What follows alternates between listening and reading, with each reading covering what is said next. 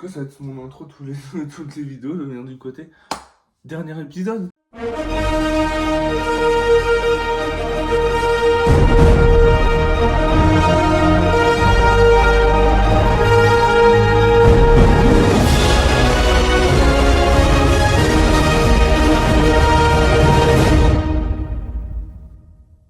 Genre, ça va, aujourd'hui on se retrouve pour le dernier épisode de mes Alex Cinéma sur Star Wars. Je suis un peu content, mais en même temps je suis un peu triste parce que genre, du coup je sais pas quoi trop faire après comme critique de film, si je dois critiquer des vrais chefs-d'œuvre ou des films un peu plus moins connus, des énormes merdes, des très bons films, enfin bref. Si vous voulez critiquer un film, vous pouvez me le dire en commentaire, je critiquerai probablement, sauf si c'est un Star Wars. Et donc aujourd'hui, on va parler du Star Wars, du dernier Star Wars de la saga Skywalker sorti à ce jour. C'est normal parce que c'est le 9ème. Star Wars 9. Alors déjà, mettons les choses au clair, je n'ai jamais vu Star Wars 9. Ce n'est pas une blague, je vous jure que je n'ai jamais vu Star Wars 9. Parce que il est sorti en Noël 2019. En Noël 2019, je pouvais pas aller au cinéma, j'étais à Lyon pour un truc, pour une fête de Noël à la con. Du coup, moi, je voulais aller le voir. Après, je voulais même acheter le DVD en mars 2020. Sauf qu'en mars 2020, il y a eu quoi? Le cocos, le Covid, c'est le Covid. Et du coup, confinement, et j'ai pas pu acheter le DVD Star Wars 9, et je n'avais pas Disney Plus à l'époque. Et aussi la chose qui m'a donné envie de le voir, c'est même les fans de la postologie détestent ce film. Alors, est-ce que ce film va me faire détester la postologie? J'espère pas. Mais bon, apparemment il est pourri. Mais bon, écoutez, on verra bien. Alors, après les critiques de Star Wars 8 qui ont été horribles, virulentes, tout ça, avec les insultes racistes envers l'actrice qui jouait Rose, les menaces de mort, parce que celle qui jouait Rose s'est faite harceler, cyberharceler de fou. À cause de tout ce bordel, Ryan Johnson a dit supprimer son Twitter. Putain. Après tout ce bordel, même Disney se sont dit, bon attends les mecs, c'est parti en couille là. À la base, ça devait être Colin Trevorrow qui devait faire le 9ème épisode de la postologie, l'ascension de Skywalker. Je déteste ce titre. Vu que ça devait être lui qui devait faire j'ai mal à la gorge, on est en été, à l'eau. Qui devait faire le dernier épisode de la postologie. Mais il fut viré parce qu'apparemment c'est un gros con derrière les caméras. Apparemment il a fait un gros flop en 2019 avec The Book of Emery, je suis pas sûr. Du coup ils décidèrent de prendre J.J. Abrams. J.J. Abrams qui... On lui a pas laissé faire ce qu'il veut, il devait suivre le plan de Disney. En gros, marvelisation de Star Wars. Je sais que j'ai toujours défendu Disney parce qu'ils ont réussi à engager des gens compétents pour faire leurs films. Enfin, 3 d'entre eux. 7, Rogue One, 8. Et là, du coup, à cause des mauvaises réactions qu'a suscité le 8, qu'il y en a, ils sont devenus fous, tout ça. On a dû prendre des décisions fan service. Notamment une que je trouve très con. Le fait, j'ai pas vu le film encore, mais ça, je l'ai appris.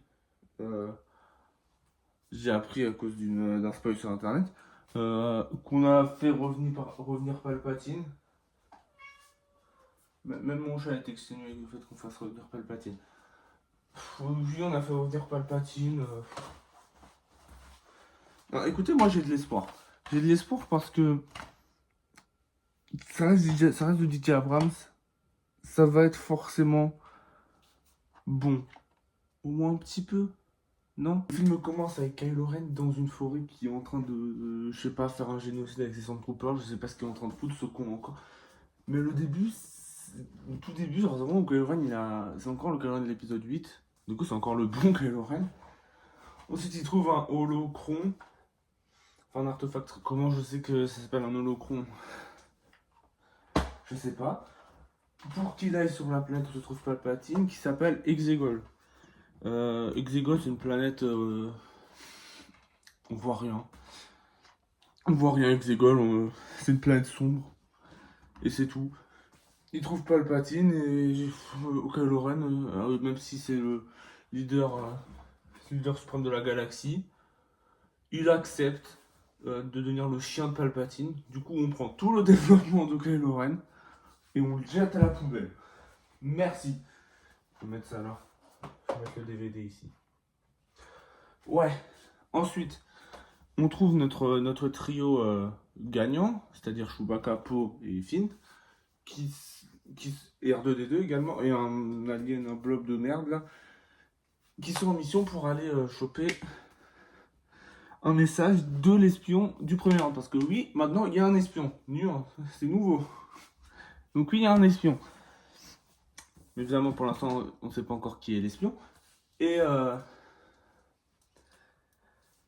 et ils arrivent à choper le message et ils s'enfuient. Et pour, on peut entendre le faucon, il fait une manœuvre trop bizarre. Il fait genre vitesse lumière, il arrête, vitesse lumière, il arrête. Il appelle ça des ricochets vitesse lumière, mais c'est hyper dangereux.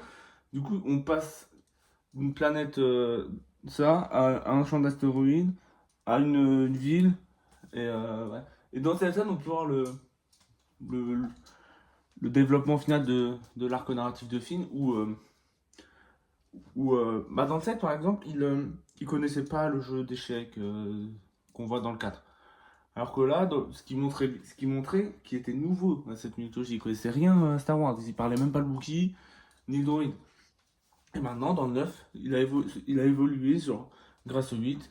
Il a évolué, maintenant dans le 9, il connaît les règles du jeu d'échecs, il parle le Wookiee, enfin il comprend le Wookiee, et il comprend le droïde. C'est un peu la fin de son arc narratif à Finn. Enfin, pas encore, mais bref.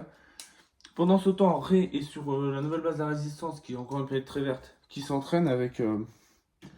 qui essaye d'appeler des fantômes Jedi pour lui venir en aide. Non, genre, je trouve ça complètement con. Parce que, genre, pourquoi vous faites ça? Pourquoi, genre, Rey, elle doit appeler les fantômes Jedi? Elle peut se débrouiller toute seule, non? En plus, les fantômes Jedi, genre, il y en a... Canoniquement, il y en a 3. Obi-Wan, Yoda, Anakin. Et Obi-Wan et Yoda, ils sont très vieux. Et Anakin... Anakin.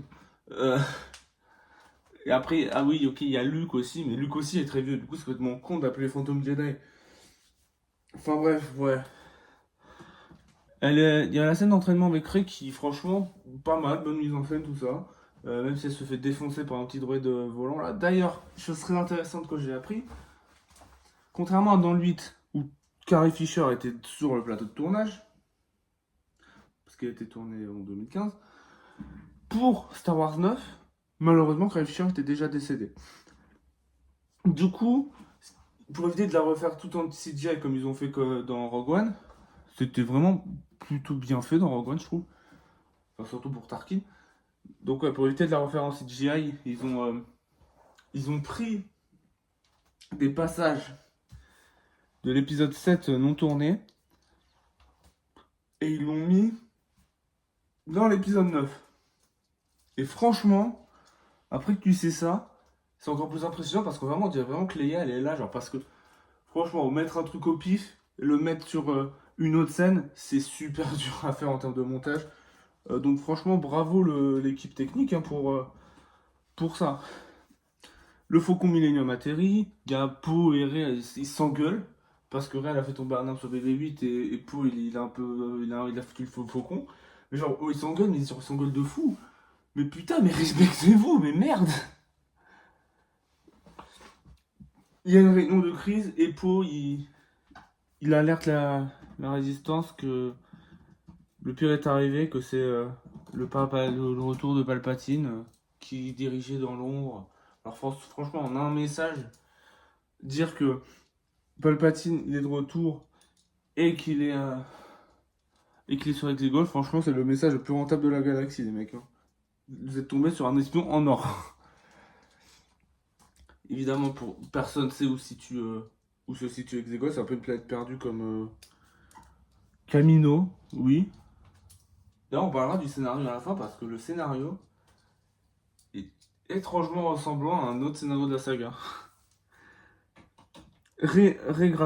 Parce qu'en fait, Luke, il était parti chercher Exegol. Et du coup, grâce à ça, Rey peut essayer de trouver Exegol. Elle y va avec la bande, c'est-à-dire Finn, BB-8, Poe, et Chewbacca et C3PO, qui est un drôle de protocole. Enfin, au début, je trouvais ça complètement con, mais non, parce qu'en fait, vu qu'ils doivent trouver des trucs qui permettent de lire une langue ancienne, eh bien, c'est pour ça qu'ils ont besoin de protocole. Bref, pendant ce temps, Kylo Ren refait son masque parce que quitte à régresser, autant régresser jusqu'au bout. Hein. Et enfin, il fait appel au fameux chevalier de Ren. Le truc qu'on utilise depuis l'épisode 7. Et on en parlera après. Bref, notre groupe part sur Pazana. C'est une planète de sable. Pour chercher un artefact.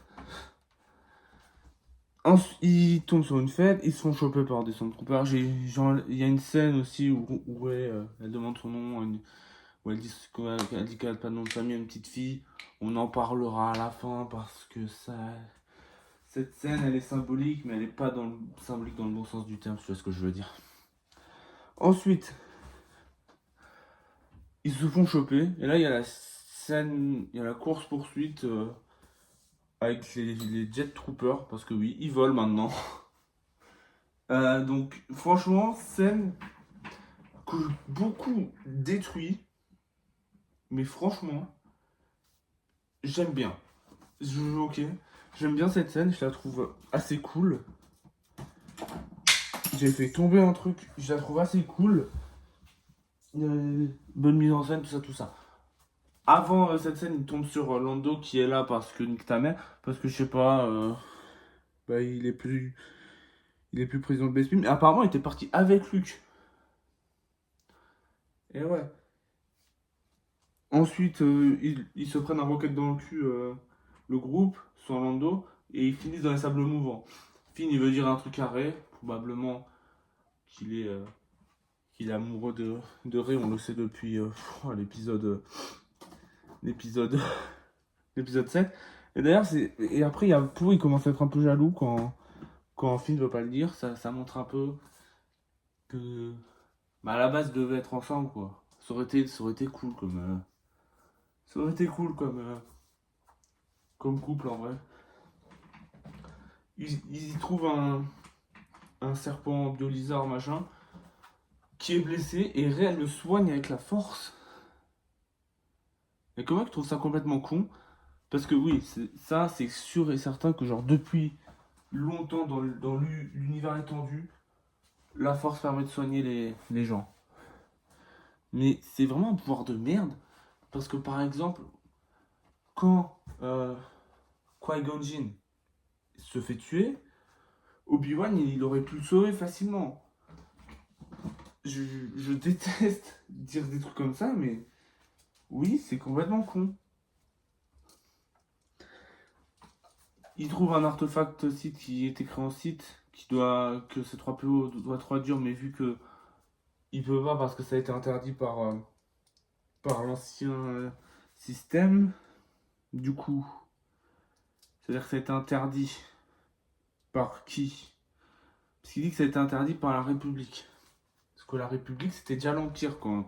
Parce que n'oubliez pas que C3PO a perdu la mémoire. Du coup, c'est-à-dire que c'est Bail Organa qui a dit à C3PO, tu ne vas pas lire le site. Oh, mais pourquoi faire? C'est un droïde de protocole, évidemment qu'il doit lire le site. C'est son boulot de traduire les choses. C'est complètement con. Ensuite, dehors, pendant tout ce film, Rey, elle a l'air ailleurs, elle est sous Frozen, je sais pas ce qu'elle a. Genre là, elle marche, ils voient un vaisseau, le même vaisseau que ses parents avaient pour l'abandonner. C'est canon. Ils s'enfuient avec ce vaisseau parce que tout le monde est autour du faucon. Rey, je sais pas ce qu'elle fait, elle se balade dans le désert comme ça. Elle voit le vaisseau de Kylo Ren arriver. Chewie, il descend pour dire allez, Rey, bouge ton cul. Il se fait capturer par la chevalier de Ren. Super. Il y a le vaisseau de Kylo Ren, il arrive en Razmoth. Et Rey, je sais pas, elle se retourne. Elle attend. Elle saute. Et elle coupe l'aile du truc. Ok.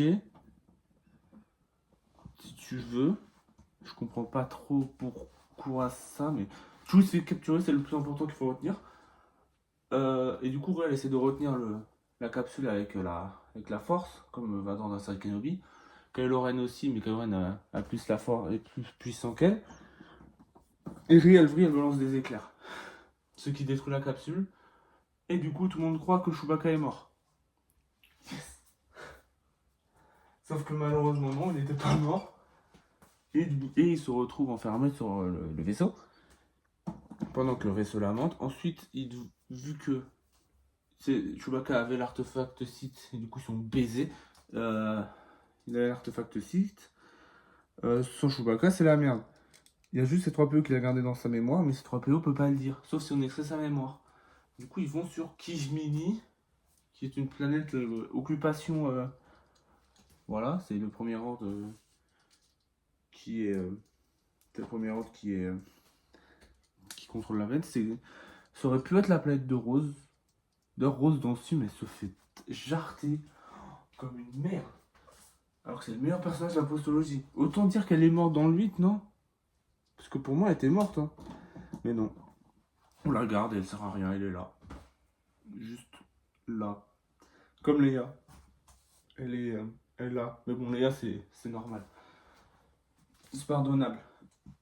C'est pardonnable. Du coup, ils vont sur Kimini. On apprend que Podamron était était dealer globalement. Était dealer et rencontre une espèce de Mandalorienne avec son casque. Qui me fait beaucoup penser, je sais pas pourquoi, à la Mandalorienne dans Rebels. Je pas son nom. Je fais genre, mais je peux regarder Rebels. Ouais, donc elle me fait penser à elle. Et il les aide et tombe sur le vaisseau, sur le nouveau jouet, sur Dio. Qui est un droïde doublé par DJ Abrams. Du coup, c'est bizarre parce que le droïde est censé être maltraité. Ah, ça veut dire des choses, ça. Donc, ouais. Ensuite, globalement, ils vont aider ce 3PO pour que ça enlève de sa mémoire. Mais déjà, ce 3PO, je trouve que c'est complètement con qu'ils puissent pas dire à ses potes parce que l'Organa, elle a décidé de faire le con. Mais c'est pas ça le pire, non, non, non. Ils nous refont le coup de l'amnésie. Genre, ok. Genre, à quoi ça servait? Parce que là, ils expliquent en mode, ouais, peut-être que c'est parce que va falloir que ça enlève sa mémoire, tout ça. Bah non, c'est complètement con. Oui, c'est de la merde, je trouve. Au moins, le coup de l'amnésie dans l'épisode 3, c'est con. Mais ça sert à un truc parce que Lucas, ça fait full merde dans la prélogie. Notamment en faisant créer ces 3 PO par Anakin. Ce qui ne sert à rien. Juste du fanservice, ça ne sert à rien. Autant si vous disiez que ces 3 PO venaient de Naboo avec R2D2, ça donne raison d'être dans cette aventure de con. Non, mais du coup, ils nous refont le coup de l'amnésie. Ils ont fait faire un dialogue héroïque, triste à ces 3 PO, c'est génial.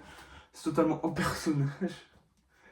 C'est quand même au moins hors personnage que quand c'est devenu un comic relief de merde dans le 2. Rey a encore une vision, en fait, et Chewbacca est vivant. Du coup, ils vont sur le vaisseau. Ils s'infiltrent. Il y a une scène sympa où Rey fait la manipulation d'esprit au Stormtrooper, genre vraiment, c'est drôle, mais c'est quand même moins drôle que la scène des bâtons de la mort quand même. Les bâtons de la mort, là, c'est là, tu vois. Il y a le combat Rey contre Kylo Ren, mais c'est un combat à distance. Genre un peu comme pour la France. Pour la France. C'est un combat genre à distance, genre dans leur vision qui se voit comme dans le 8. Ah oui, d'ailleurs, merci parce qu'on apprend que Snoke a été créé par Palpatine. Merci les fans d'avoir fait revenir Palpatine, c'était super, putain de merde. Pendant ce temps, nos héros tombent, nos héros sauvent Chewbacca mais se font capturer. Et là... I am the spy. Quoi? Mais pardon. Mais attends. Nous dire Hux, le mec qui nous a fait un discours incroyable, un discours où il était passionné par son idéologie. Tard 39-45, il, il, a, il a trahi le premier round pour juste la chute de Kylo Ren. C'est totalement hors personnage de Hux, qui, ok, il déteste Kylo Ren, ça c'est depuis le 7. Et surtout dans le 8 où sa haine est devenue encore plus accrue. Mais là, c'est genre complètement con parce qu'il allait pas trahir le premier ordre. C'est le mec le plus. C'est le plus dévoué serviteur de la cause. C'est complètement con. Bref, Hux se fait tirer. Meurt parce que c'était l'espion. Voilà, c'était fameux lui l'espion, du coup il a trouvé. D'ailleurs, il y a le remplaçant de Hux. RIP Hux. T'aimais, putain. Nos héros arrivent à s'enfuir et à la révélation que ses parents étaient des bons gars, mais qu'ils ont dû l'abandonner parce que Palpatine cherchait à la tuer. Et en fait, parce que Rey, c'est une Palpatine. C'est de la merde. C'est pourri. Ça détruit l'idée géniale que genre, faut pas être l'enfant de quelqu'un de spécial pour être spécial. Alors que Luke, c'était justement le fils d'un Jedi. Enfin, vous allez dire, ouais, Anakin, mais Anakin, son daron, c'est Watu, quoi. Donc bon, je préférerais oublier ça. C'est complètement con parce que déjà Rey, elle arrive dans cette putain de mythologie totalement par hasard. Et là, vous allez dire, ouais, mais comme Luke, non. Parce que même si les droïdes n'allaient pas arriver chez Luke, dans le doute, il y avait Ben Kenobi qui le surveillait, qui lui disait quand c'est bon, Luke, c'est bon, ta gueule, elle vient avec moi. Je vais t'apprendre le camp Jedi parce que là, c'est bon. La moisson, tu nous emmerdes. Et alors que là, vraiment, Rey, 100% par hasard dans cette mythologie. Alors ok, ses parents auraient préféré qu'elle ne soit jamais dedans. J'ai fait tomber un truc super important. Préféré qu'elle ne soit jamais dedans. Mais du coup, voilà, ça détruit un peu le truc important chez Rey, quoi. Merci les fans. Notre groupe arrive sur une planète remplie d'eau avec... enfin, pas vraiment remplie d'eau, mais il y a de la mer, sa mère. Ils font un atterrissage de merde. Franchement, vous étiez bourré, c'est pas possible. Et ils tombent sur l'étoile de la mort. Alors, je sais pas si c'est l'étoile noire du 4 ou l'étoile de la mort du 6. Mais vu que pour moi l'étoile de la mort c'est celle du 6, je vais dire l'étoile de la mort, tu comprends? Parce que pour moi c'est celle du 6. Film donc sur un perso qui sert de no-homo, un peu comme la chasseur de primes était pour Poe. Et on apprend que c'était une Stormtrooper elle aussi. Incroyable quoi, pendant qu'ils sont en train de réparer le faucon, Rey elle en a plus rien à foutre, elle fonce vers l'étoile de la mort parce que quand même on n'a pas le temps. Elle se retrouve sur l'étoile de la mort pour chercher un deuxième holocron qui mènera à Exegol du coup. Sauf que là, elle le trouve, elle tombe sur sa version côté obscur. Ça, ça intensifie la peur de Rey de vraiment passer du côté obscur, sachant que c'est une Palpatine. Je déteste dire ça. Savoir que c'est une Palpatine, je déteste cette idée, franchement. Malheureusement, elle fait tomber l'holocron à cause de ça. Kylo Ren l'attrape et le brise. Et là, deuxième combat contre Kylo Ren. Qui est franchement, je crois que c'est le combat de Star Wars le plus détesté. Pourquoi? Je sais pas, parce que je sais pas, je vois beaucoup de TikTok qui disent ouais, comment ça se fait qu'on est passé de Obi-Wan contre Anakin sur Mustafar à ça. Le combat est bien. Ils essayent de se toucher. Oui, contrairement à tous les autres combats de l'anthropologie, là ils essayent de se toucher quoi. C'est déjà bien. Il y a quelques chorégraphies sympas sans être dans l'excès comme tous les combats de la prélogie. Moi, ça va, c'est pas mal. Kylo Ren prend le dessus, il veut tuer Rey, sauf que à ce moment-là, Leia décède. Je suis désolé, mais genre la mort de Leia, c'est pas. Genre vous auriez pu faire une mort un peu plus impactante pour Leia parce que elle est vraiment nulle sa mort. Ouais, je sais, il fallait faire un point de respect pour Carrie Fisher, tout ça, mais Ouais, ça aurait été mieux de dire qu'elle était morte entre deux films. Hein. Ça aurait été morte. On aurait pu commencer l'épisode 9 par l'enterrement de Leia ou un truc comme ça. Ça aurait été pas mal, ça aurait été mieux. Sauf que Rey, elle profite de cette instance faiblesse pour le planter, le Kylo. Sauf qu'elle aussi, elle sent la mort de Leia. Et elle décide de soigner Kylo Ren comme elle a soigné le serpent Biolizard, machin. Je déteste l'idée qu'on puisse juste soigner avec la force. Encore une fois, lui fait que de la merde. Parce que, genre, comme j'ai dit, ça rend toutes les morts de la saga inutiles. Genre, Qui-Gon aurait pu survivre. Miss Windu aurait pu survivre. Bon, ok, pas vraiment, parce que. Genre, Kit Fisto, genre, imagine, Miss Windu, il le soigne, hop, allez, hop, tu retournes au combat, arrête de faire chier. C'est de la merde. Rey, du coup, elle vrille dans sa tête, encore une fois. Elle part en couille, Rey, dans ce film. Elle prend le vaisseau de Kylo Ren et elle s'enfuit pour aller s'exiler sur Acto. Ensuite, t'as la fameuse scène où. Comment il s'appelle Ben Solo revoit pas vraiment le fantôme d'Han Solo, c'est plus son imagination qui revoit le fantôme de Han Solo. Et grâce à ça, il décide de repasser du côté du bien. Fou. C'est pour moi, Kylo Ren ne méritait pas la rédemption, surtout à la fin du 8 où Kylo Ren c'est le pire salopard de la galaxie. Mais bon, voilà, c'est ça. Le fait d'avoir fait revenir Palpatine, ça pouvait pas être Kylo Ren le vrai méchant. C'est pour ça. Donc, Rey, elle est sur Acto, elle fout le feu au vaisseau de Kylo Ren, elle va jeter le sable. Je comprenais pas ce qu'elle branlait. J'étais dit, qu'est-ce que tu branles? Même lui qui sort, il fait, oh, tu joues à quoi là? D'ailleurs, il y a un moment, je comprends pas du tout. Genre, Leia est un entraînement avec Luke, et du coup, elle a un sabre laser. Elle voulait que ce sabre laser soit donné à quelqu'un. Alors pourquoi Luke, tu l'as pris, tu l'as emmené sur Acto, sachant que. Ou alors, je sais pas, j'ai pas compris un truc. Ou alors, c'est juste Luke, il avait tout prévu. Et les gars, elle a fait, ouais, tranquille. Abandonne-nous, ça va. Je vois, c'est sûr, ça va bien se passer. Bon, les gars, bon, Rey, grâce à l'aide de Luke Skywalker, elle va sur Exegol parce qu'en fait, il y avait un deuxième holocron qui était dans le vaisseau de Kylo Ren. Grâce à Poe devient le général avec Finn. D'ailleurs, on apprend que Dio savait plein de trucs sur Exegol. Ça valait le coup de le dire, je valais le coup de le dire à la fin, putain. Donc ouais, on apprend que ça avait plein de trucs sur Exegol. Ensuite, il y a une scène où ils se préparent pour qu'ils aillent sur Exegol. Ils envoient toutes leurs troupes. C'est une idée de merde. Toutes leurs troupes.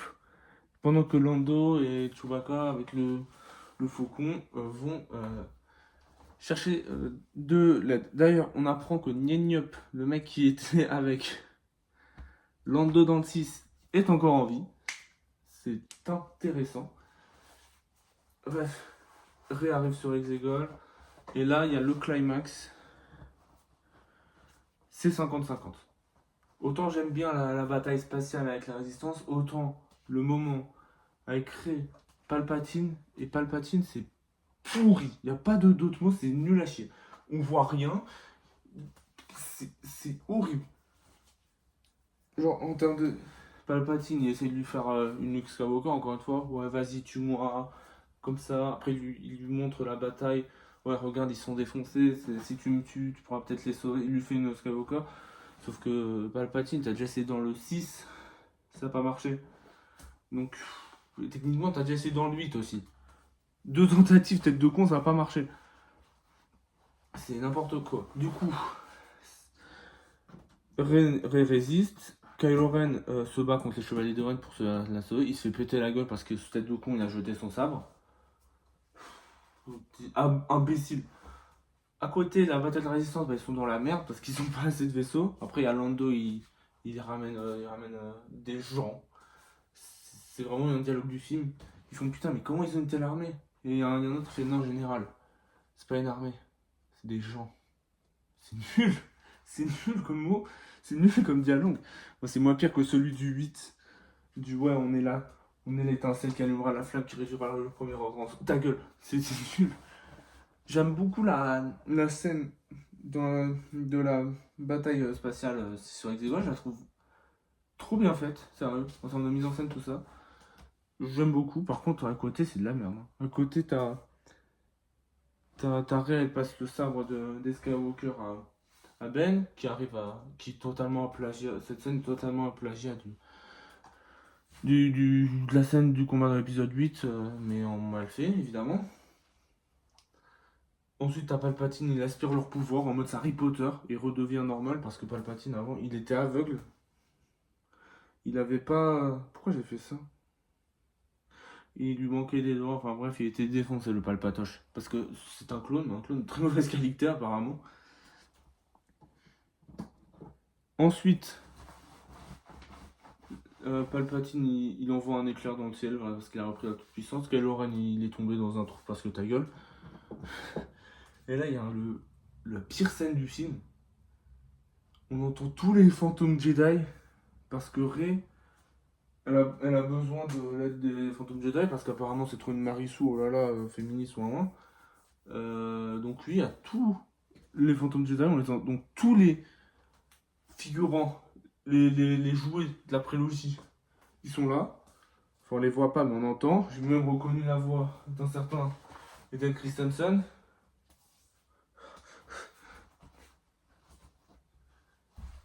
Donc, vu que Palpatine c'est tous les Sith, elle c'est tous les Jedi. Ouais. Elle arrive à le tuer d'une manière complètement conne, genre. Cette tête de con, il avait pas compris. La première fois, tu balances des éclairs, ça revient sur toi avec Mace Windu, du coup t'es devenu moche. Et là c'est pire, il insiste tellement qu'il se désintègre tout seul, mais quel con! Mais putain, j'espère que ça va être un truc qu'on va revoir Palpatine. Hein. Parce que déjà qu'il est con, c'est une dingue comme un mec il a fait pour revenir 3 fois. Pourquoi 3? Il est dans les 3 trilogies, je voulais dire. C'est décevant qu'ils aient remis Palpatine, je trouve ça me déçoit, sérieux. Elle arrive, elle meurt. Oui, elle tue Palpatine et elle meurt après parce que. Je sais pas. Peut-être regarder ailleurs en ce moment, mais elle est morte. Ben Solo sort pour la soigner avec la force, mais il meurt. Et apparemment, ils sont en couple maintenant. J'aime pas le chip Kylo. Oh putain, je me suis défoncé avec la guitare. J'aime pas le chip Kylo Ren Rey parce qu'ils sont toxiques de baiser. Surtout dans le 8 et dans le 7. Mais là et dans le 9. Mais là, non, dans le 9, il s'est calmé pour que le chip puisse exister. Voilà. Ensuite, voilà, ils ont réussi à battre le dernier ordre. C'est pas le premier, c'est le dernier maintenant. Il n'y a même pas eu de deuxième, tu vois. Peut-être que le deuxième ordre, c'était quand Kylo Ren a pris le pouvoir, c'est-à-dire 2 jours. Ils détruisent le vaisseau amiral et ils retournent sur leur planète. Ils sont tous contents, ils font des câlins. On a le premier bisou homosexuel de la saga Star Wars. Voilà, je sais pas pourquoi je le note, mais apparemment ça. Voilà, ils ont pas mis ils ont pas fait un couple Finepo pour mettre ça. Aïe! Ils ont pas mis le couple Finepo pour faire ça. Franchement, la scène de la victoire, elle est bien, je la trouve cool. Je sais pas pourquoi, mais la Stormtrooper déserteuse qui était sur la tête avec l'étoile de la mort. Apparemment, c'est la Speed Lando. Je sais pas, j'ai entendu dire ça quelque part, mais je sais pas montré dans le film. Ensuite, Rey retourne sur Tatooine. Elle enterre les sables des Skywalker. Elle retourne dans le désert de Dunand. Et là, il y a une vieille, elle lui demande son nom. Rey Skywalker. Alors qu'il y a un problème avec cette fin. Et c'est pas la fin que tout le monde est ailleurs en mode ouais, elle a pris le nom des Skywalker, cette grosse folle. Ce qui me dérange, c'est que genre, je vous ai dit que Rey a dit qu'elle n'avait pas de nom à une petite fille. Et là, elle dit son nom de famille à une vieille. Pour moi, ça aurait dû être l'inverse. Parce que Rey est le dernier Jedi à la fin, tu vois. Si elle aurait dit Rey Skywalker à une petite, ça aurait montré que c'est pour les nouvelles générations qui découvrent Star Wars. Parce que cette trilogie était pour les nouvelles générations. La morale du 8, c'était que la nostalgie c'est bien, mais faut pas s'accrocher non plus, pareil, tu vois. C'était ça. Et c'est pour ça que ça me dérange. Pas qu'elle s'appelle Skywalker, parce que elle change son nom, qu'est-ce que je m'en vais les couilles. T'as vu, c'est quoi le dernier Skywalker? C'est. C'est un taré qui a fait 20 morts. Donc, c'est ça qui me dérange avec cette fin, c'est que. En disant que Skywalker est vieille, ça montre aux nouvelles générations, aux anciennes générations qu'ils ont. Que c'est un film pour eux, quoi. Alors que la postologie, c'était normalement pour la nouvelle génération. Enfin, on a fini avec Star Wars, et maintenant, est-ce que ce film, c'est de la merde? Mauvais film, oui. Pire film Star Wars de tous les temps? Vraiment pas. Rien que dans la saga Skywalker, la menace fantôme et l'attaque des clones sont 1000 fois pire. Ce film a des bonnes idées de mise en scène. Ce film a des bons acteurs, contrairement à la prélogie. Des acteurs qui savent jouer, je veux dire. Je trouve la musique au-dessus du reste de la postologie. Donc oui, mauvais film, ok. On est passé du meilleur film à un des moins bons, mais c'est pas le pire film Star Wars. Conclusion, on est sur du ok tier. Et voilà, c'est la fin de cette critique sur l'ascension de Skywalker. Ouais, si vous regardez le temps, il reste un peu de temps dans la vidéo, je sais. Je vais finir cette vidéo en disant qu'on a terminé la critique ciné. Ok?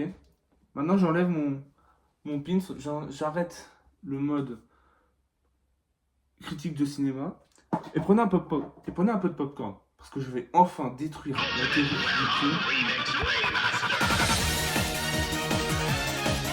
Oui, je suis obligé de passer en voix pour enfin atomiser vos arguments. Car même après avoir démontré en 9 vidéos que la postologie est bonne, vous n'écoutez rien. Qui pense que la prélogie est meilleure que la postologie? Soit c'est à cause de la musique, et dans ce cas, c'est tout à votre honneur. Soit c'est à cause des personnages. Et dans ce cas, j'ai un message pour vous. Vous forcez car J.J. Abrams et Rian Johnson ont créé les meilleurs personnages depuis l'épisode 6. Vous allez me faire croire que parmi tous ces nouveaux persos, il n'y en a pas un que vous tolérez. Vous allez me faire croire que les persos de la prélogie sont développés. Vous allez me faire croire que la prélogie a été écrite par un génie. La prélogie a été créée par un génie, et toute son œuvre a été gâchée. Soit t'as des goûts abominables, soit tu connais pas toute l'histoire. Non mais là faut se lancer dans le stand-up et tu détruis tous les humoristes actuels. Le génie en question a créé 3 films de merde. Bon ok, le 3 est pas si mal. Pour vendre des jouets et à détruire à la perceuse chaque chose qui avait du sens dans la trilogie originale. Je pas de cette histoire avec tout. Mais bon, fallait faire cette série qui avait plus de films pour faire de la pub des jouets. Et je vois venir votre réponse. Non, je n'ai rien contre George Lucas. Il a fait d'excellents films, les exemples ne manquent pas. Mais dès qu'il a fait Star Wars, il était plus intéressé par vendre des jouets que faire de bons films. C'est des choses que les fans de Star Wars, en 2006, avaient compris. Alors pourquoi maintenant on régresse? Oui, la postologie n'est pas parfaite. Même si je suis un défenseur de la postologie, il y a certaines scènes que je m'ennuie, voire que je déteste, surtout dans le 9. Mais vous savez quoi? Ça c'est dans chaque film. Arrêtez de faire passer un défaut universel du cinéma comme quelque chose qui rend la postologie irregardable. Même si quand on n'a pas d'argument, c'est plus simple. Mais vous n'allez pas me faire croire que ne pas aimer les persos enlève la montagne de idées que de ces films. Ensuite, le scénario. Si vous prétendez que le scénario est horrible, soit vous confondez vos goûts subjectifs avec de vrais défauts, soit c'est une excuse pour citer la prélogie qui a le pire scénario de tout Star Wars. En 10 ans, Star Wars est passé des pires films aux meilleurs. Et ça devrait être unanimement célébré, pourtant on dit qu'il y a trop de scènes où il parle, oui, ça avait du développement de personnage. Un truc que si vous regardez que la prélogie, c'est un concept que vous êtes totalement inconnu. Vous savez très bien que la postologie atomise la prélogie, vous faites semblant de pas l'aimer pour pas l'avouer.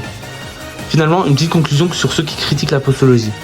J'ai démontré sans cesse dans cette véritable saga sur Star Wars que les gens qui les enfoncent sont des déchets qui ne connaissent rien au cinéma. Et qui sont malhonnêtes surtout. La première chose que j'ai dit dans ma vidéo sur le 7, c'est je déteste les déchets hypocrites qui inventent des défauts inexistants. Je n'ai jamais parlé avec un individu qui m'a cité de lui-même en défaut la musique à son tout du reste de la saga, comment Kylo Ren change rapidement de camp, et les quelques problèmes de rythme. Tout ce que j'entends c'est j'aime pas BB8, Rey est chiant, Kylo Ren est un bébé, plagiat du 4, c'était mieux avant. Bien sûr, c'était mieux avant, quand on avait des comic reliefs de merde, qu'on avait des combats sans émotion, quand les personnages étaient aussi bien écrits que le fond de mes chiottes, et qu'on avait des buts pour jouer constante. C'était mieux avant, et moi je suis Jack Black. La seule chose qui était mieux avant, c'est ma vie avant que je dise ces conneries. On en est à un stade où les fans disent qu'il y a seulement 6 films. Je vais le dire clairement, ceux qui font des résumés de Star Wars ou de l'humour sur Star Wars et qui s'arrêtent aux 6 ne veulent pas finir leur travail. Et quand on leur dit ça, ils fuient, te prennent de haut et chialent.